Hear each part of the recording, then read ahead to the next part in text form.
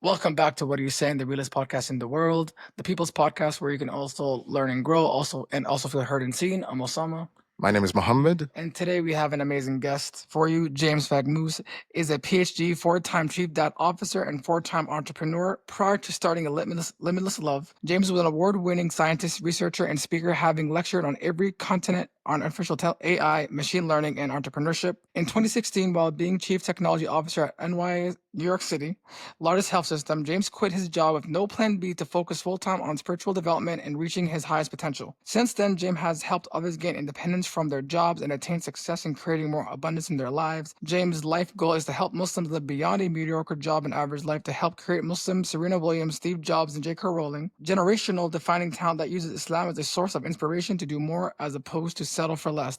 Welcome, James, to the podcast. Assalamu alaikum. Thank you for having me. Let the people know where they can follow you.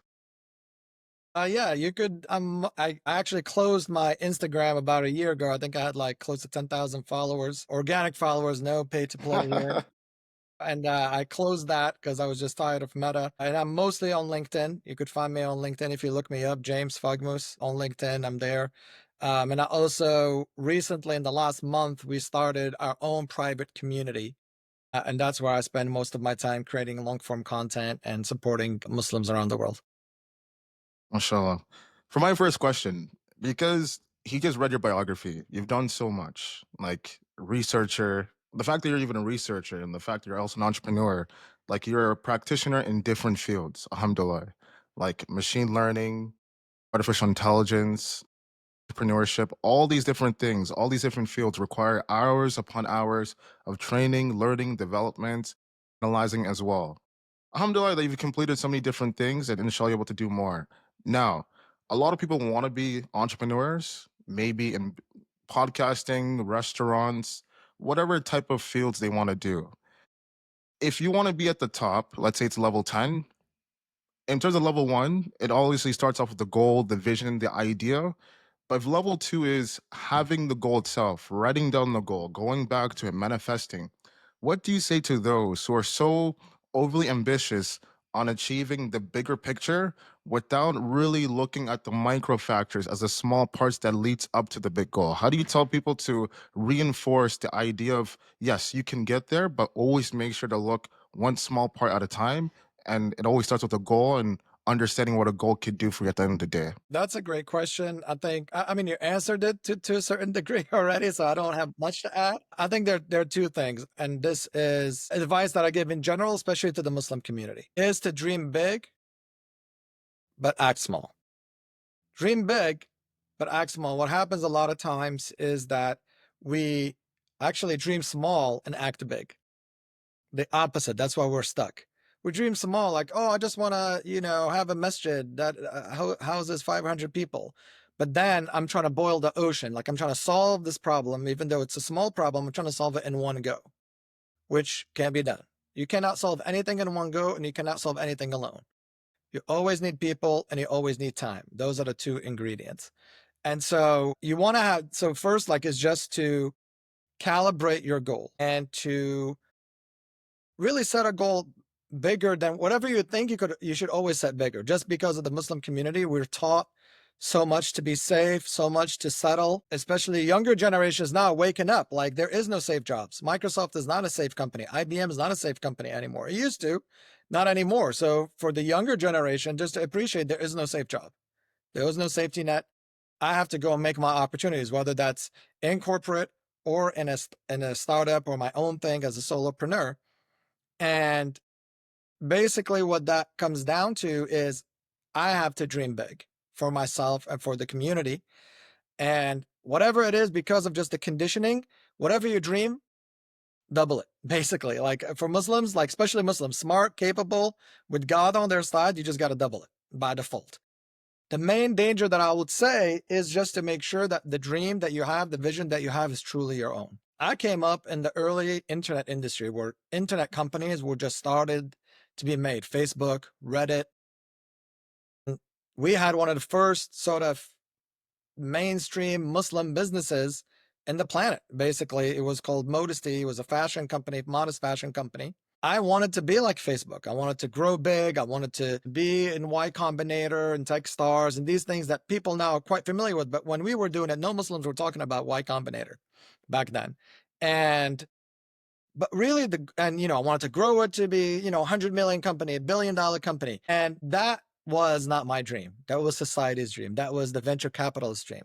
The venture capitalist tells you build $1 billion company so I can make a lot of money and so I can make a lot of return on my investment, right? And I burnt out chasing somebody else's dream. Even though I was working for myself, the definition of success was borrowed from what society expected from me, from what the media told me was a worthy goal, not what Allah subhanahu wa ta'ala put within me. And so the second go around, when I got better at this, it was more about what does success mean to me? And not let me tame it, but let me make sure that it's a true success that I care about, and then double that and go after that goal. And then, you just got to start small. The main advice that I tell anyone, see, I coach a lot of ambitious Muslims who already achieved something. No disrespect to the young people, but a lot of people that come to me have already achieved something. They're a surgeon, or they did start a company and raise a seed round, or they might have exited and sold their company prior. Now they're trying to get back into the ring. But the challenge is now, how do I go to the next level? What got me here is not getting me there anymore, right? And so what I coach Muslims on specifically is just to appreciate the goal that you've set for yourself. You're going from where you are to your goal is actually a shorter distance than where you started and what you achieved. So maybe you came from an immigrant family, all these odds against you, you became a surgeon. That leap was much larger and much bigger than what you're trying to do now, being a surgeon and trying to become a CEO, for instance, right? But people don't appreciate that. Like, oh no, like, because we're so ingrained, we're so attached to the way that we got successful the first time around, we're unable to pivot and address and adjust to how we're going to approach success this time around from a spiritual perspective. And so what I tell people when it comes to really like setting a goal and going after your goal, and people will say, well, I want to start an AI company. A lot of people reach out for me for that. I tell them the same thing. If I told you it would take 15 years for your vision to come to fruition, would you still do it? If the answer is no, just stop. Please stop. Go find something else to do, because there is no, every successful person that you know was a 10 to 20-year overnight success. Every single one. Every single one was grinding with no podcast, with no app, with no following, making moves in the dark. And the main thing that Muslims have to do is to keep their mind and the spiritual hygiene clean, so that I could keep going when it's dark, when nobody's clapping. You have to keep moving when when people are clapping, it's easy. And so it's really about, if it's going to take me 15 years, anything that I've achieved, it took me 10 to 15 years at a minimum. And so if you want to achieve what you want to achieve, you assume that it's 15 years, and you take the spiritual sustenance that this is a 15-year journey. If Allah blesses you and it takes 5, it takes 3, it takes 2, well, that's great, high five. But let me prepare to go the distance, because that's going to be the average. Most people take 10 to 15 years to accomplish what they're setting out to accomplish. Yeah, 2 points that stuck out: dream big, act small. And the other thing is when you said that when people are clapping for you, that's easy. But when no one's clapping, that's when you have to keep going. And most of the time when we vision ourselves, it's in front of the stage, in front of the audience, in front of our peers and likeness. And we already have the businesses and everything set up.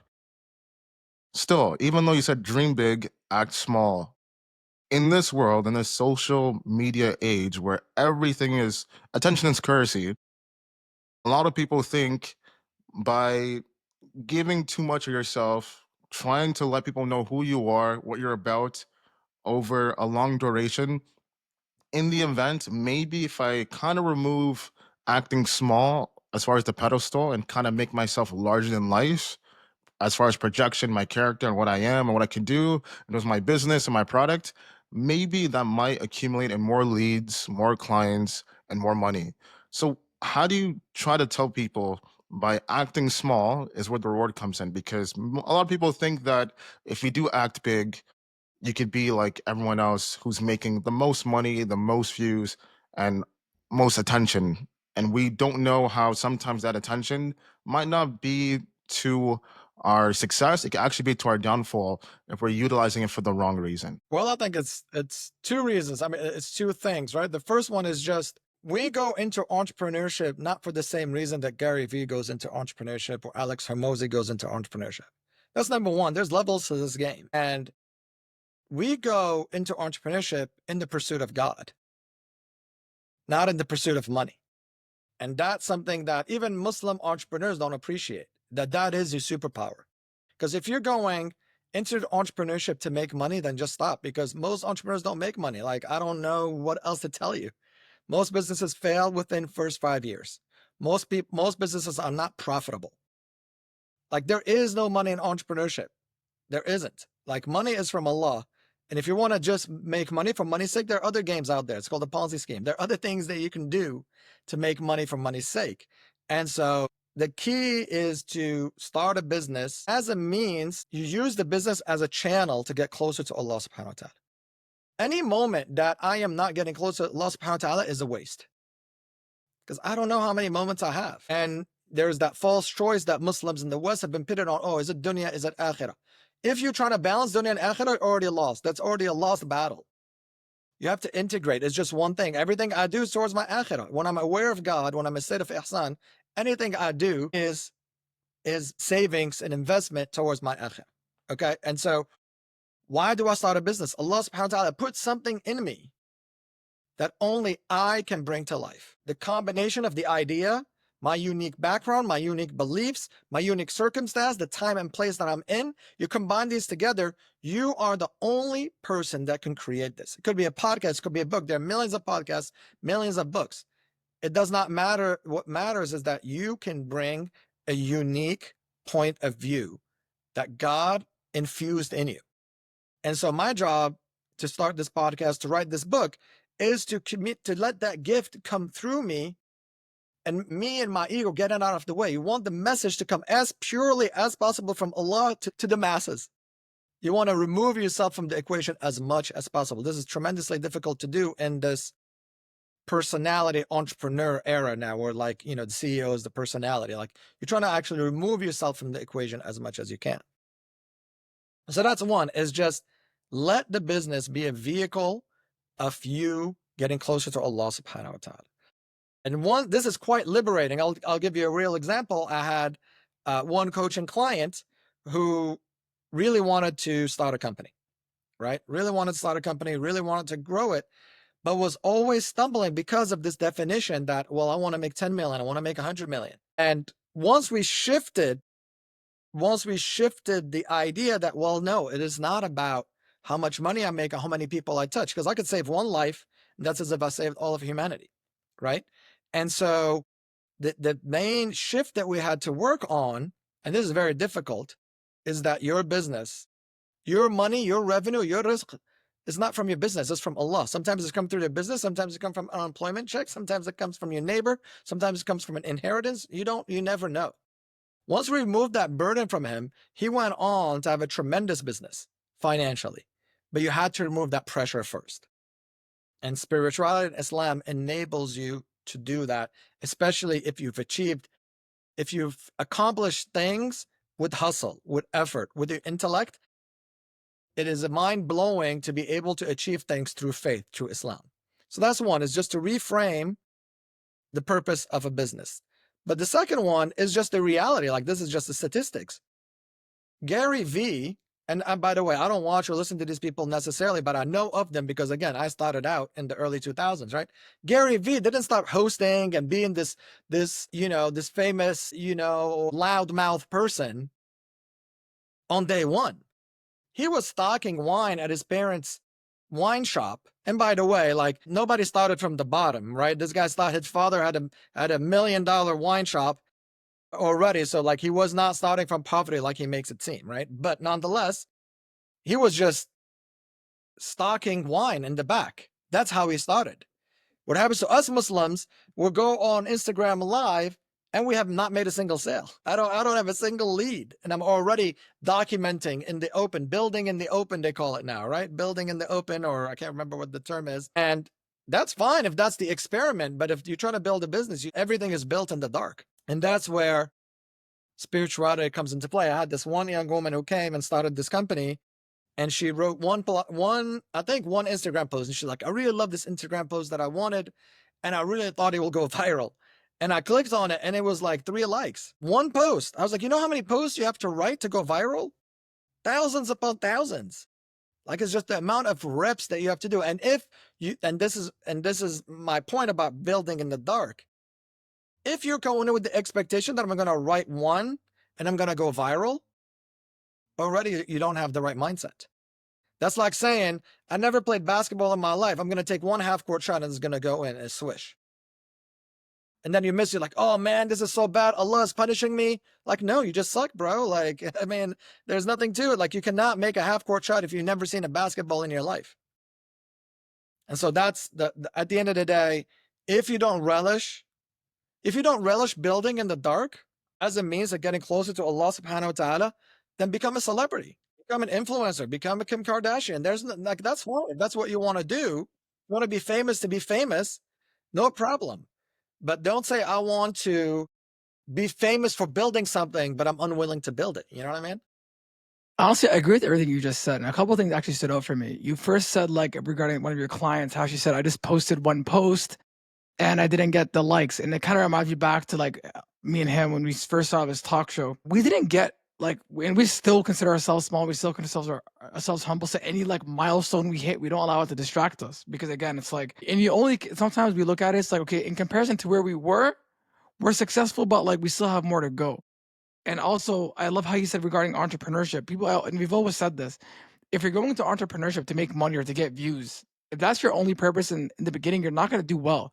It's almost like the gym. If you go to the gym in the beginning, you're not going to get muscles or gains. You might not even get gains for the first year. But it's your consistency in developing and keep posting and obviously waking up, doing a podcast when you don't want to, doing a coaching session when you don't want to, doing meetings when you don't want to. Those actually matter way more than that $1 million. And I love how you said so beautifully about Allah subhanahu wa ta'ala is ar-Razzaq. So when you know that whether you're working a 9 to 5, whether you're working, you're doing your own thing, whether you're a celebrity, if you really know that your intention is good, you're doing things for the sake of Allah, Allah will provide for you in ways which you could not imagine, subhanAllah. That's what I love about it. The one question I had for you is you were talking about one of your clients in terms of that mindset switch. So when you have clients who come up to you and say, hey, like I want to make $1 million, like they just go with the money, they go with the materialistic items. How do you gauge them and help them, like direct them to switch their mindset in terms of a more of a disciplined way of looking at things? That's a great question. I think I don't necessarily discourage them. It's just to broaden the definition of success. We literally, I just had a group coaching call in my spiritual MBA program this morning about this, where if you say the only way for me to be successful is to make $100,000 a week, right? You're effectively tying your hand on your back. Why? Because Allah is infinite. And there are infinite ways that He may envision success for you. But you're banking on one definition of success, $1 million. And it could happen. And sometimes it has happened for you. You said, I'm going to marry that girl, and you ended up marrying that girl, right? Or I'm going to get that car, and you ended up pulling up in that car in the mosque at Jummah, right? It could happen, but it's rare. It's just because you're saying one of one. It's just like saying, again, I'm going to hit this half-court shot. The odds of you hitting a half-court shot are just extremely slim. And it's the same thing to say, I'm going to make $1 million, and that's going to be my definition of success. You're going to be limiting your own ability to receive Allah's blessings. Because most of us, we say, I made dua. I made dua. Ya Allah, make me successful. Ya Allah, help me. And we have the definition of $1 million. $1 million. Where's the $1 million? Where's the $1 million? Where's Allah? Allah said, if you call on me, I answer. Where's Allah? In the meantime, Allah subhanahu wa ta'ala has given you everything else, but you're so focused on the $1 million. You're healthy. You might have a wife. You might have a house. You might be impacting a lot of people. You might have all these things, but because you're tunnel vision on just this one capitalistic metric, now you're spoiling everything. You're not going to reach $1 million for sure. And because you're just spitting on all the other blessings that Allah got you. And that's the meaning when Allah subhanahu wa ta'ala says, and if you thank me, I'll increase you. That's one of the ways that it means. It means that not tunnel vision. And actually, let me have a broader definition of success. So gently, what we do at first is just to, and some people really just want the money, and that's fine. But most people only, like, here's an exercise that you can do for yourself. How much you want to make? I want to make $1 million a year. Cool. Why? Well, I want to be comfortable. I want to make sure my lifestyle is good. I want to make sure my wife is taken care of, my kids are taken care of, my mom is taken care of. Awesome. Love it. Let's do the math, buddy. How much do you need? All right, I need a $10 million house. That's fine, $10 million. You're going to pay it in installments. Let's do the math, right? Once you do the math, what you find out is that Muslims and people in general over-exaggerate how much they want to make. Because I'll be like, all right, here's your monthly expenses. You want $1 million a year. But here, when we tally everything up, you only need $500,000 a year, hypothetically, right? So you have half left. I'm like, what do you do with this other half? Just in case. Well, I just want to have that just in case, right? And that's the telltale sign you don't believe in Allah. Just in case. Who gave you the $1 million? Allah. Why do you need $500,000 in just in case money? Oh, I need it just in case, right? That's the telltale sign that you don't trust in Allah subhanahu wa ta'ala. All you needed is 500, but you make the goal so big to paralyze yourself, right? And what I tell entrepreneurs, especially if you're young and single, you'll be shocked how little you need to make to have a viable business. I'm talking 50 grand, 60 grand a year, even in this time and this inflation. Why? Because awareness of Allah is your invisible multiplier. On paper, you're making 60 grand, but actually you're taking 600 grand. When you know, like you said, you know the source is Allah, and you know that you are taken care of. Money is not your safety. Money is not your security. Money is not your honor. Allah is. Allah is your honor. Allah is your source of security. Allah is your source of safety. Allah is your source of courage. Then you know that, and you start acting in accordance to that belief. The problem is that most of us in the Muslim community, we've gotten the tongue part. I believe in Allah. Allah provides. Allah is a Razzaq. Allah, but we haven't gotten to the action and to the belief yet. We're not there as a community. Maybe some people have sort of preceded us. May Allah bless them. But on average, we just haven't landed there yet. And so when it comes to entrepreneurship, you would be shocked of how little material money you need to make when you have strong taqwa, strong consciousness of God, because that dollar is just going to go 10 times further by the will of Allah, by the blessing of Allah subhanahu wa ta'ala. And so really those two things, just expanding the definition of success, because what I tell people, don't trade a 9 to 5 for 24/7. Sure, you might make $1 million, but if you're spending 24/7, did you win? Per hour, you're actually losing. You worked a 9 to 5, you were making 300, 400K. All right, 9 to 5, that's 8 hours a day. Awesome. But now I'm working 24/7. I'm always plugged in, always on my phone, always trying to run this, and I'm making only $1 million. Per hour, you actually lost. This is the demotion, right? It's not like if you do the math, you make it less. So therefore, you must value other things. Freedom must be more valuable to you than money. Being able to go to Jummah on your own terms and staying if you want to stay. Being able to go to Janazah if you, like for today, for example. I have to go to a Janazah after this. May Allah have mercy on them. I mean, if I was at work, I'll be working. I'll miss out on it. But I have to value that. That to me has to be more valuable than the predictability of a paycheck or a certain amount of money. And so, and I'm not saying that you can't have both, but if you had to choose, you have to choose what matters to you, right? And you have to optimize for the right thing. And here, in this case, your definition of winning has to be much more important than society's definition of winning. And you have to be very clear on that. It has to be there because your ego is going to come into play. Oh, you're just doing this for fame. Oh, you're questioning your intention, et cetera, to derail it. That's where mindset is everything at the end of the day. Actually, I 100% agree. I think a lot of people, to your last point regarding their ego, I think they'll see someone doing something. Oh, I could do it better. But in reality, I think the term entrepreneurship is almost as loosely used as the word friend or I love you. Is that I feel like everyone thinks they could be an entrepreneur, but are you willing to work the hours that and work a full-time job or part-time job to have some income to make it work in the beginning and to invest money? I don't think anybody could do that. Like, for example, like we've learned a lot, myself and Mohammed here, in terms of when we first started the talk show, like the first year or two is a lot of like learning experience. Because again, the idea of what you have of an entrepreneur versus what it actually is two different things. Because you look at it, the glory, all people know me, I'm a millionaire, or this, I'm that, I make a lot of money. But when you do it, some people go, you said it yourself, some people wait 10, 20 years until they start seeing the success that they want to see. Not everybody's willing to do that. You mentioned something though regarding dua, and I really want to ask that. A lot of people make dua, Ya Allah, for example, get me married, Ya Allah, in this specific situation, I want $1 million, but they're not willing to put in the work. They're not willing to do the, I guess they're not looking to manifest in a way of hard work and dua. So like when you hear people say that, like well, young people your age or like even older, it's like, oh, I made dua, but it didn't happen. What do you advise them in terms of like what they're doing wrong, what they can do differently? Well, I have an entire program called Friction to Flow, 6-part module, very short one, hundreds of 5-star reviews that walks you through this entire process. So we're going to do this the short and sweet version.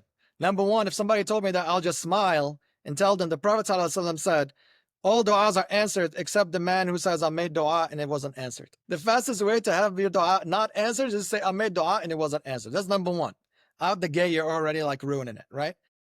What does it mean? Like people, again, the challenge that we face, this generation, my generation, your generation, this younger generation, is that Islam is taught for consumption, not application. Now, we distract ourselves with Islamic YouTube, but it's no better than Netflix because I don't do anything with it.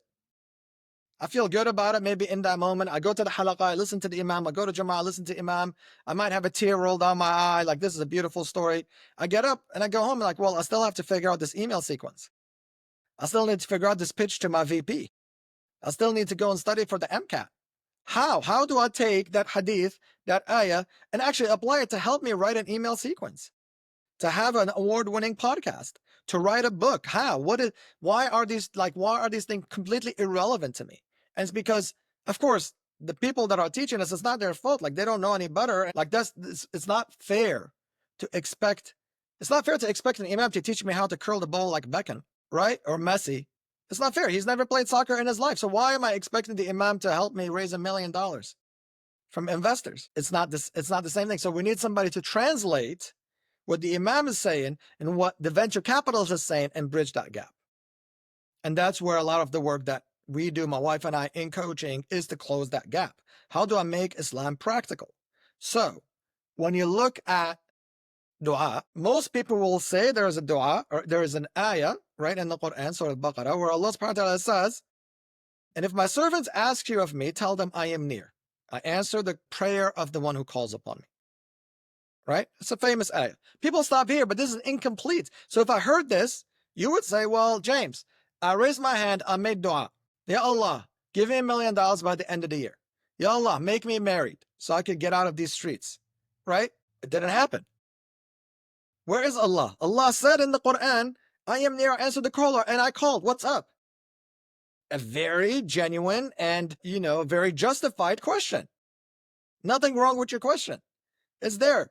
What are they going to tell you? If you go ask the imam, he's going to tell you, okay, have patience, pray more, stop doing sins. Sure, like, is that valid? Yeah, sure, maybe, but not for your particular situation. But then the ayah continues, يُؤْمِنُ بِي, and let them believe in me, and let them have faith in me. It's not even belief. Let them have faith in me. جِيبُوا لِي, and let them answer me. لَعَلَّهُمْ يَرْشُدُونَ, so they may be successful. That's the missing piece of this ayah. This ayah is already always sold incomplete. And then you're wondering, yo, what's up? You go to IKEA, they give you half the instructions. If you look at what's up with this bed? It's all crooked and broken. Yeah, because you only had half the instructions. You can't build a full bed. We were given half the instructions of how to manifest dua. Let them have faith in me. What does that mean? Two things. It means you have to believe in the first part of the ayah. I made the dua. My dua is answered. It's done. Whatever you ask for in your entire life is already in existence in the realm of Allah subhanahu wa ta'ala, in the realm of the unseen. Whatever car, whatever spouse, whatever house, whatever income that you ask for is already there waiting for you. But you have to do two things to cash it out, to bring it, to manifest it, to bring it into the physical realm. You have to believe that it is so, as Allah is saying, وَلْيَسْتَجِيبُوا لِي, and let them answer me. Right? You have to answer Allah. What does it mean to answer Allah? It means to work. It means to take. Allah now is calling you. Come get it. You don't say, oh, Allah, I'm going to wait on you. You'll bring it to me whenever it's ready. Instead, all right, I'm going to get up. Yes, Allah, I'm going to get up. I respect you. Just like if your mom said, hey, come get lunch. You don't say, hey, mom, bring it to me. You get up out of respect and you go to your mom. Well, this is Allah subhanahu wa ta'ala. So I'm going to get up and answer Allah's call. فَلْيَسْتَجِيبُوا لِي. I'm going to answer Allah's call. I'm going to take action. I'm going to walk in faith and in belief in Allah subhanahu wa ta'ala, that even though I cannot see this, even though I have no listeners, I know for a fact that my podcast is going to have the impact that it means to have. But I have to do my part first, which is to march towards Allah subhanahu wa ta'ala and towards my dua, so I could pull it out of Allah's realm and bring it into the physical realm. I want to add on so much. For example, first of all, I love how you said the ayah in terms of in Surah Al-Baqarah, how you said Allah subhanahu wa ta'ala, the first ayah is like, call upon me, I am near, but then the next ayah is the faith. And I think a lot of us, we make, because you said something, a lot of the times we make dua, like we just say things, but we don't actually believe it. We just say things for the sake of saying it. Oh yeah, for example, like you go to your friends, I love you, but do you really love your friend for the sake of Allah? Do you really love your mother? Do you really love your job or whatever it might be? And specifically in this scenario regarding like your role, when you ask dua, ask with full conviction. Don't ask it half-heartedly, you know, which I love, because I think a lot of the times you see a lot of young minds, or even like anybody who wants to enter an entrepreneurship. I always tell them it's not as easy as it is. Like you can make all the careers you want if you're not willing to wake up and learn. Like I think as an entrepreneurship, and you might agree as well, you have to be a sponge. You need to like learn so much from different people, even if you don't like the person, but you can learn something from them. You have to learn something from them. So I guess my next question for you is, how important is it to be a sponge in this entrepreneurship business? Like you obviously are a coach. You probably the last thing you want to do is work with someone who's egotistical and thinks he knows everything. How important is it? How If you're important not is it? coachable, it won't work. I mean, I think there's a difference between a sponge and I'm not, again, you have to be able to draw the line. I mean, I worked on my craft for 20 years. I've been, for example, AI. I started AI in 2004. It wasn't even called AI when I was working in AI, right? And it actually was a bad career. People will discourage you from working in AI when I started, right? And it's been 20 years. It's 2025. And basically, you have to draw the line. Like, yes, you want to learn your craft. You want to invest in your craft. It has to be one craft, though. It can't be like me flip-flopping Bitcoin, FTs, Web 3.0, AI, agents. Like every week is something new, right? Like I just doubled down on AI and I kept going, even when it was what we called the AI winter. It was a bad career move. People made fun of AI. It was like a punching bag in the computer science community. Nonetheless, when it comes to learning, you have to make sure that you're not learning for learning's sake. If you're learning without applying, just stop, because then again, you are just distracting yourself. It's just a way to procrastinate a little bit. And so basically, you want to learn and you want to be humble, because remember, and that's why coaching, and I'm saying this, I have nothing to sell, right? But what I'm saying is coaching is so important. LeBron James has a coach. Does it mean that his coach knows more basketball than LeBron? Of course not. Serena Williams has a coach. Does it mean that her coach knows more tennis than she does? Of course not. Steph Curry has a coach. Do you think that Steph Curry's shooting coach shoots better than Steph Curry? Of course not. But for some reason, Muslims, we have a big insecurity around coaching. And I don't know where it comes from, honestly. Like, oh, I'm going to get played. it's like that, immigrant mentality. I could figure out everything on my own. I could piece together things on YouTube. It's not, I don't know, like I'm going to learn from the Sahaba. I'm going to just read the seerah of the Prophet. I'm going to learn from yeah, you could learn all you want. But guess what? The Prophet ﷺ was a coach. How do you think the first generation of Muslims were the greatest generation? I'm talking about like the first 50 Muslims, not even like first 50 to 100 Muslims. They were coached every day by the Prophet ﷺ. They will meet at the house of the companions and he will coach them. He's not teaching them. He's not sitting making them memorize Quran. He was actively coaching them. And he was getting coached ﷺ from Jibreel ﷺ. Even the Prophet ﷺ received coaching. Even in the Quran it's mentioned, right? And so this idea that he was being taught, he was being coached by Allah himself and by Jibreel alayhi salam. All of us need coaches, because a coach, as opposed to you learning on the side, is giving you something that is directly tailored to you, right?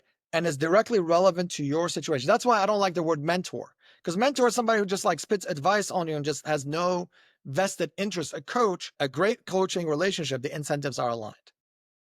LeBron wins a championship, I win a championship.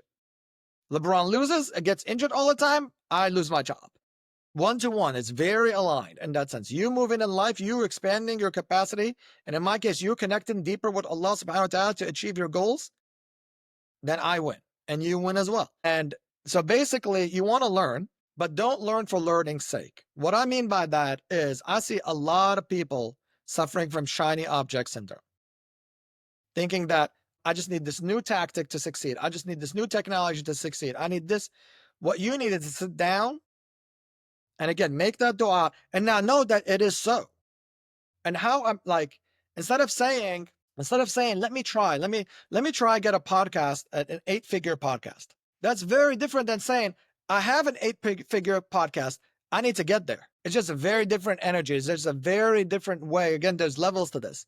You just move very differently and you make the types of moves that you would make, knowing that you have an 8-figure podcast, the types of risks, the type of boldness that you have is very different than saying, inshallah, I'll have an 8-figure podcast. Right now, I'm a 0-figure podcast. Inshallah, someday I'll have an 8-figure podcast. The words are the same. We're just changing the order of the words, basically. And they have tremendous power. And again, like the main thing that I help Muslims do, a lot of my coaching is just to be bolder. Bolder, not in the Silicon Valley, fake it till you make it, Alex Hermosi, just big biceps eating jerky, or whatever he's doing. Kind of boldness. The boldness that I'm talking about is boldness that comes from Allah. Knowing how can you play it small if you knew that the King of Kings is closer to you than your own breath? If you truly knew, not like intellectual, like you knew a knowing in your heart, without a shadow of a doubt, that the creator of this universe is by your side right now. That's a type of boldness that we need Muslims to have. And to do that, we need to change two things. That's what the Prophet ﷺ did. You have to improve your self-image.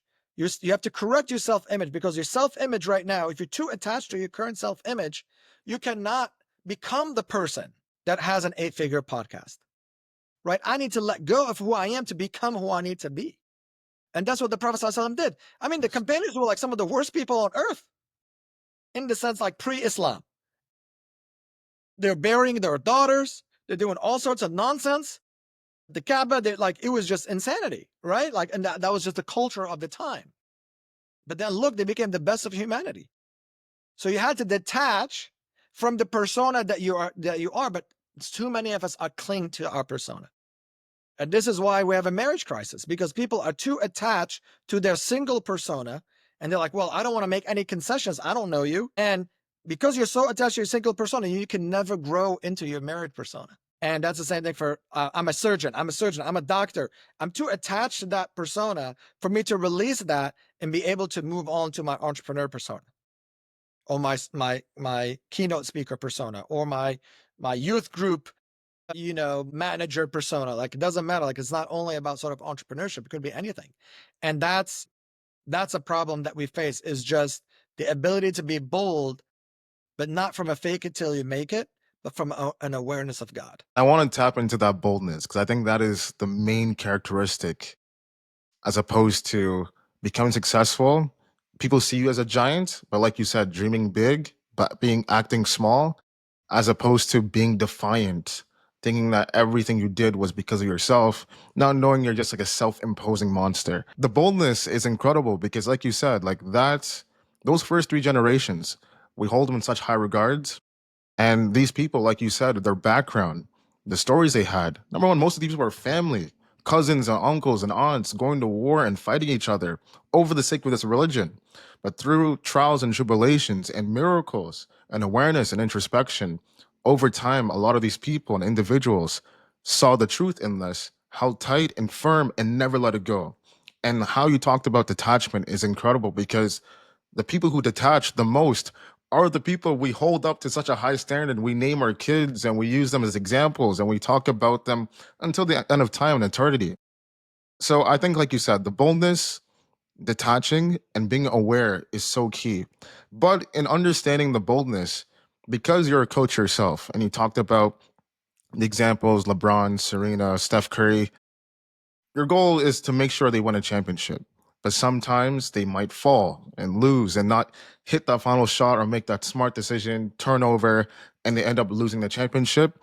And in this day and age, as we know, a lot of people get fired, as we're seeing in the NBA. A lot of coaches, despite the culture they've built and everything, and perfect example is Mike Malone, he didn't even get a chance to go into the playoffs. He was fired 3 days before the end of the season. If this person is the most winningest coach in your history, 10 years, brought you a championship 2 or 3 years ago. Don't you think he deserved a final chance to at least make that final playoff run and then fire him? Khalas, like let it go. But Mhm. obviously, the power, they decided to let him go.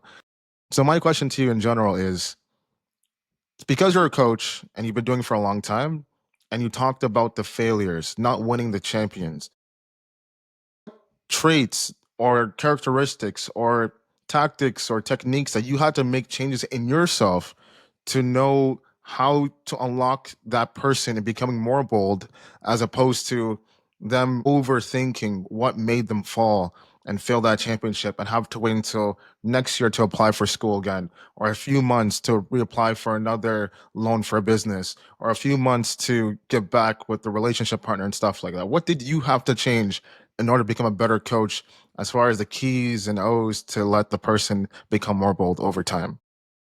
I mean, I think the basic one is just, again, redefining what success means. You have to have success in your own terms. Sports is a great example. The reason why I use sports, I mean, I used to be a college athlete myself, but the reason why sports is a great analogy for life because it just has that one-to-one comparison. And pretty much anything that you want to do in life, you can mimic in professional sports, especially these sports that have high visibility. You can see the process and the work that's put in. Last year, Giannis Antetokounmpo was asked, is this season a failure? Didn't win a championship. And it went viral because he said, well, do you get promoted every year? And he said, no. He's like, well, is it a failure the year that you don't get promoted? He's like, of course not. So it's the same thing. Like, just because we didn't win a championship, it's not a failure. So the first thing is to really appreciate your definition of success. I have my definition of success, and the one that, again, like, I'm not for everyone. Like, I don't work with everybody in the world, not all the Muslims, in fact. But those that work with me, we have the same definition.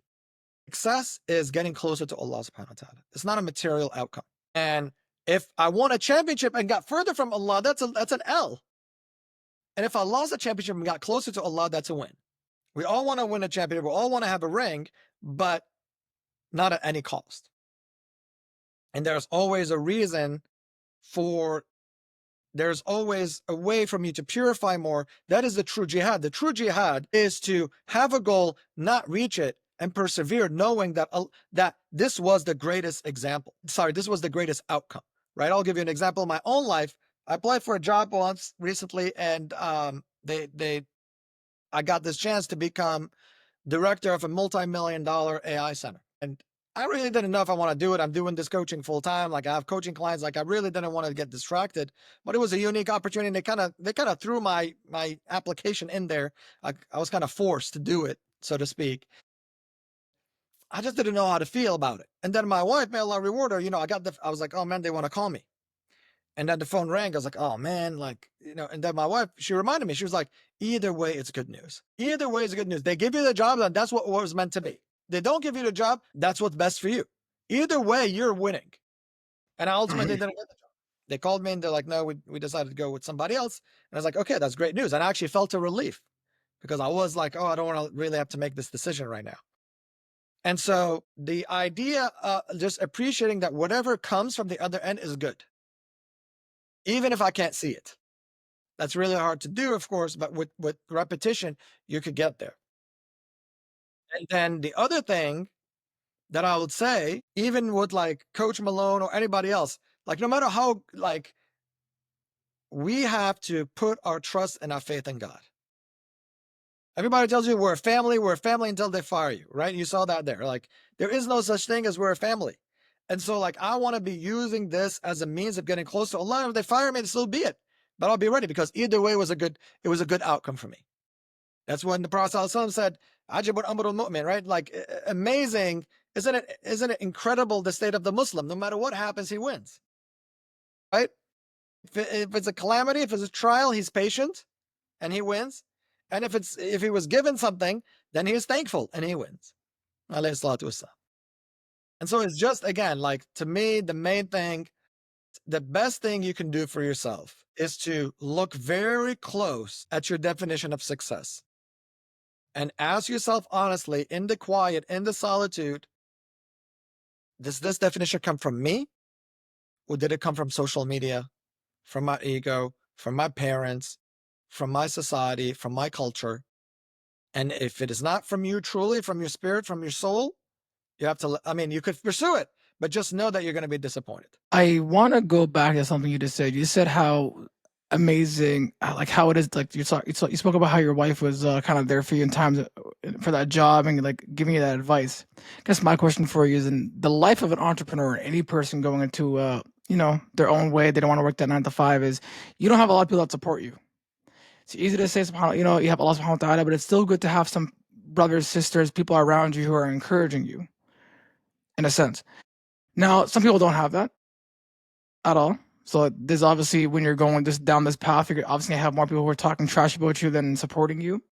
But what is the importance of having someone, whether it's a significant other or if it's a brother or a friend, someone who you know that can guide you and give you that good advice and when you are feeling down? So how can you touch up on that? I mean, it's incredibly important. I mean, I won't downplay, like, you have to have Allah. If you don't think Allah is your wingman, so to speak, well, Allah is above that, but you don't have like that sort of support and awareness of Allah, it's going to be incredibly lonely, incredibly difficult. And so, not to downplay that part, right? Like, that is tremendously important, but Allah subhanahu wa ta'ala puts tremendous rizq in others. That's why we have this notion of companionship.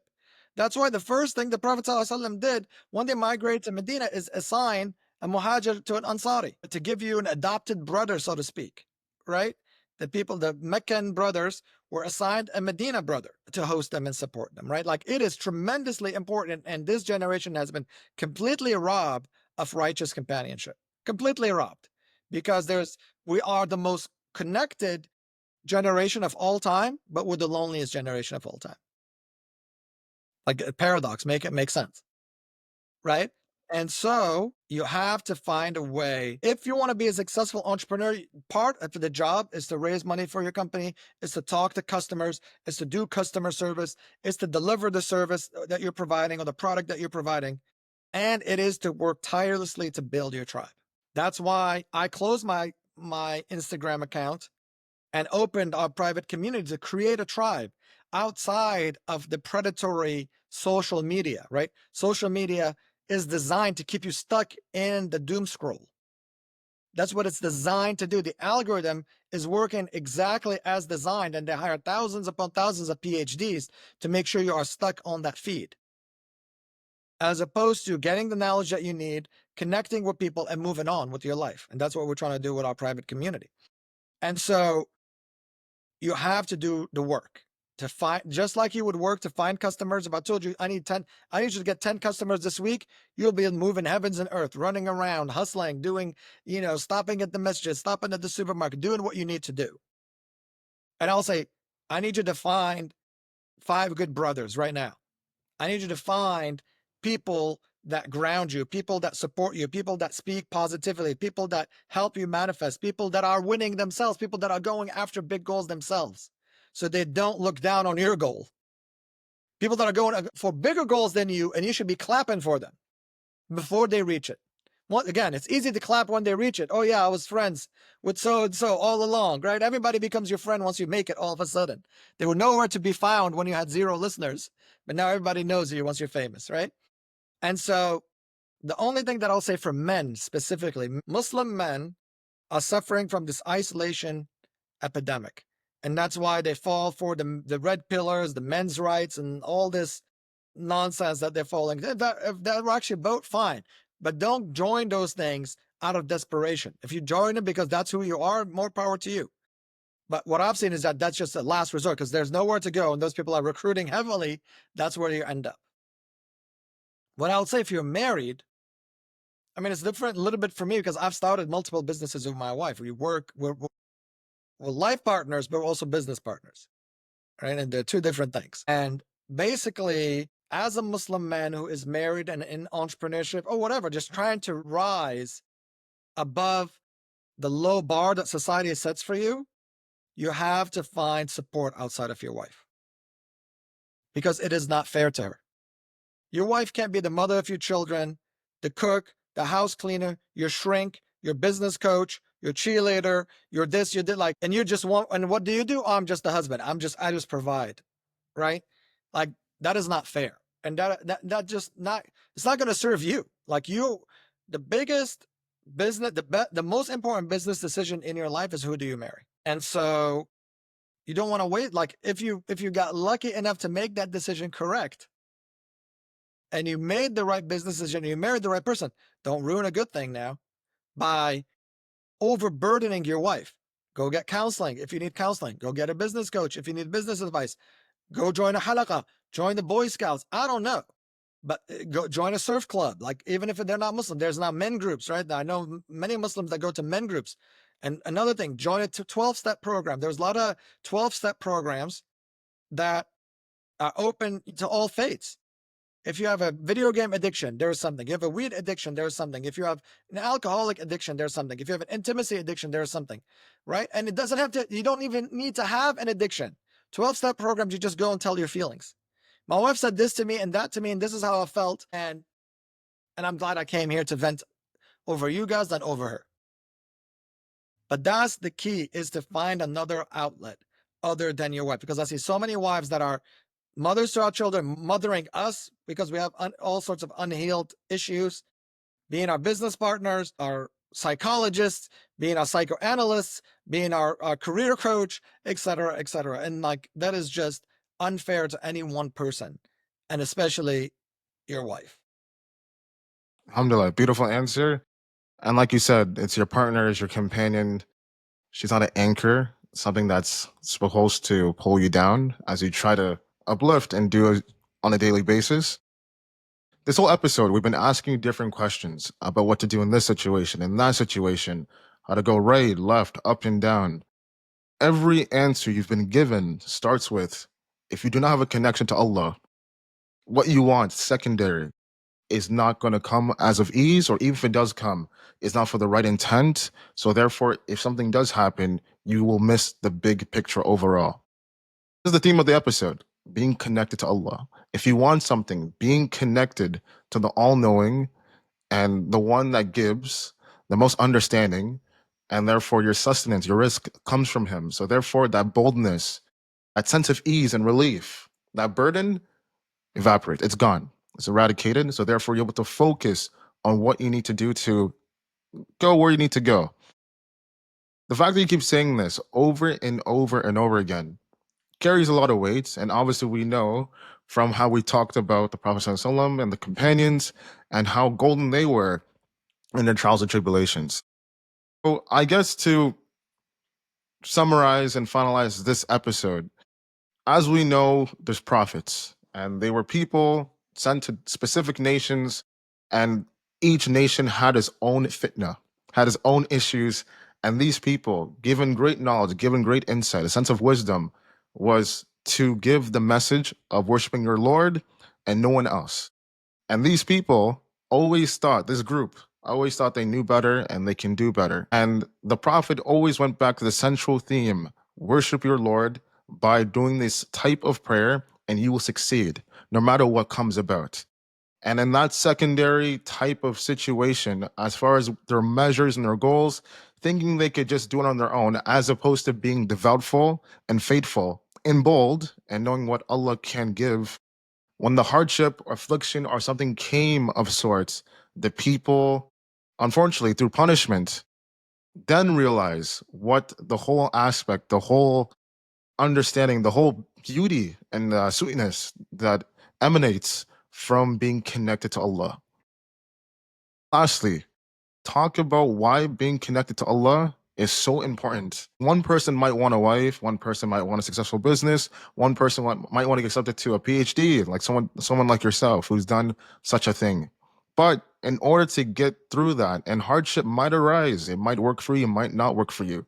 But what does being connected to Allah makes in all of this? I mean, again, I'm just going to come back to the same thing, is that our heart is always trying to attach itself to something. Whether that's a person, whether that's a degree, whether it's a certain amount of money, whether it's a car. And all of those things are bound to disappoint us because they go away. The stock market goes up and goes down. A job is here, a job is not there. A company is cool and hip, and now it's the villain, right? Facebook, you couldn't You could have stopped people from applying to Facebook just a few years ago. Now nobody wants to work there, right? And everything changes except Allah, the eternal, the one. And so we want to tether ourselves to the unchanging, the true, the capital T, truth, right? Allah subhanahu wa ta'ala. And that's what brings the peace and the tranquility that you look for. Because why do you want money? Why do you want success? Why do you want to get married? Why do you want to get a PhD? It's always a feeling. I want to feel peace. I want to feel tranquility. I want to feel success. I want to feel love. It's always about a feeling. So if you connect with Allah, you could create those feelings independent of the object. Isn't that more powerful for you to be? If I have to say, the only way for me to feel happy is if I have a wife. The only way for me to feel secure is to have money. The only way for me to feel accomplished is to have a company. Then am I really accomplished? Because I am dependent on this random arbitrary thing, as opposed to being with Allah subhanahu wa ta'ala. That's what moves the needle. And really, at the end of the day, again, like, I'm all about ambition. I'm all about, we need a Muslim J.K. Rowling. We need a Muslim LeBron. We need a Muslim Steve Jobs. We do. Because look what's happening. The world is being run by idiots. Because we're playing it small out of humility, or whatever you want to call it. Right? But it's not humility. It's actually arrogance to turn away Allah's gift and Allah's assignment for you. I just want to end with this. I know you mentioned the Prophet and the companions. We have to appreciate the biggest robbery of our time, in my opinion, is that we are told the stories of the prophets and of the Sahaba as if it's a fairy tale, an imaginary story that is meant to entertain and inspire. Whereas the prophets and the companions, their stories are a blueprint for us to emulate and implement and copy and get their results. There were just people like you and me. But of course, like, there's levels to this, and their level of faith was incredible compared to ours. But like, there's levels. I could at least try to get to the next level. But right now, the way we talk, all these are Hajar alayhi salam running back and forth in Safa wal Marwa. Distant fairy tale story. Yeah, sure, maybe I'll feel good about it, like, oh, mashallah, she got Zamzam, etc. That's great. But how do I use that practically in my life? Right? The stories of the companions. Everybody tells us about the companions, but nobody tells us how to be like the companions. And that's the missing link. That's what we need to strive for. I don't want to hear stories about the companions. I'm tired of hearing about the great Muslims. I want to be a great Muslim. There's only so many. I mean, how many stories can we hear? We've heard all the stories ad infinitum. We need to start implementing and start acting like them. And that's, again, the missing link between teaching Islam for consumption or for application. And if we want to level up collectively, we have to stop looking at Alex Hermosi as gospel. We need to stop looking at Steve Jobs as gospel. We need to stop looking at these people for inspiration and just start implementing. We're done with inspiration. The inspiration time is gone. It's finished. We got it. Now it's about the implementation phase. And that's where the Quran, the Sunnah has all the lessons for us to implement the greatest companies, the greatest books, the greatest podcasts, if we just put our attention on the right things. Agreed. Yeah, 100%. And I honestly want to say one thing as our final statement before we let you go, is that we absolutely do need our Muslim version of LeBron James, our Muslim version of Steve Jobs, J.K. Rowling, Gary Vee. The list goes on, because I think that as Muslims we should be one. And I always said this: we need to be successful in a secular level as well. Because at the end of the day, what you do in a private level, you make dua, you pray, you fast. That's between you and Allah. But also the way you are in a secular area in this world that you live in, this 9 to 5 world, you also want to be successful, because the way what you do can also impact the religion. So when they see you as a bum or as someone who's not successful, they think every other Muslim is not successful. But when you're dressed properly, you're ready to go, you're ready to win, they'll be like, oof, are all Muslims like this? We're in trouble. There's 2 billion Muslims. If we're all successful, I think we can, none of our people would ever have to suffer world hunger or whatever it might be. I do love how you said that. And I think that if anybody who's listening to this point, that I would love for you to take this information, cautiously, understand it, go listen to it, because a lot of information that we did say, and of course James himself has inspired us and has said a lot of great things for reminders as well, which is really important, because no matter if you're in this entrepreneurial journey, you probably are doubting yourself in terms of this journey, like you don't know what to do if you're trying to start one thing. you got a lot of information. And before we let you go, James, I do want to say before we let you go, we would love to have you back for a part 2. I think there's a lot of questions what we want to ask and talk about more. You definitely have inspired the two of us, and obviously we have loved speaking with you. And yeah, before we let you go, inshallah, if you want to let everybody know where they can follow you, and Thank you so much for having me. We'll be happy to do another session, inshallah, in the future. Inshallah. You can find me on LinkedIn, James Faghmous on LinkedIn. And if you want to look up our company, Practical Muslim, you can send me a note. You can join our private community. It's free. We go weekly lives. We provide a lot of tools around spiritual success and how to just really connect with Allah. My spiel is always the same. If whatever you're doing is working for you, if Alex Hormozy is working for you, if Gary Vee is working for you, keep going. High five. We need successful Muslims. But if you tried that route and you are not getting the results, if you listen to Alex Hormozy and you don't have $100 million offer and you tried and tried and tried and you're not there, right? And you're probably like 95% of the people that, listen to him, then there is another way. There's another way to succeed in flow by being aware and connected to Allah subhanahu wa ta'ala. That's how you're able to tap into all of these things that were promised in the Quran: peace and tranquility and success. But where is it? Where is it? Like, we're still looking for it because we are, for a lack of a better term, when Bani Israel were saved from Pharaoh with Musa alayhi salam, and they made it across, and they saw other tribes worshiping other deity. They asked Musa, "Oh Musa, tell Allah to give us more deity like them." And then they got the veil, and this is us now. We were given Musa, we were given the Quran, we were given the guidance, but then we said, "Oh, but Gary Vee sounds interesting. Give me that." That's our idol now. Is that we've turned our backs to the wisdom and the guidance that is in the Quran, that is already there. And Allah puts His wisdom everywhere. He puts it in Gary Vee, He puts it in LeBron, He puts it in all sorts of people. Don't get me wrong. But when we deify these people, when we deify technology like ChatGPT, then we are basically substituting the wisdom and the beauty and the power of Islam that's already within us. You already studied Islam for 10, 20, 30, 40, 50 years by going to Islamic school, what your parents instilled in you. All you have to do is apply it, as opposed to keep chasing the latest guru tactic that's outside of you. Mhm. Every Muslim, like you said that before earlier, Muhammad, every Muslim has that boldness in them. It's just dormant. And we have to awaken it, inshallah ta'ala. Inshallah. And with that being said, inshallah, guys, we will see you next week. Thank you. Sorry, before you sign out, just let me stop the podcast. And if you can wait just 5 minutes so I can